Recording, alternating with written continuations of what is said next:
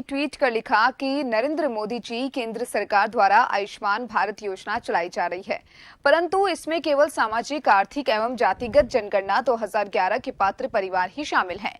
इस शर्त के कारण देश की केवल 40% आबादी को ही 5 लाख रुपए बीमा वाली इस योजना का लाभ मिल पाता है। राजस्थान में हमारी सरकार ने चिरंजीवी योजना लागू की है, जिसमें प्रदेश के सभी लगभग 8 करोड़ लोगों को 10 लाख रुपए बीमा मिलता है।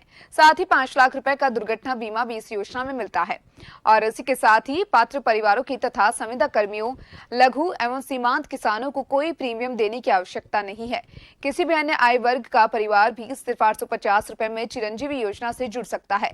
आज के दौर में महंगे होते इलाज के कारण पात्र परिवारों के अलावा मध्यम वर्ग को भी देश भर में चिरंजीवी योजना जैसी योजना की आवश्यकता है।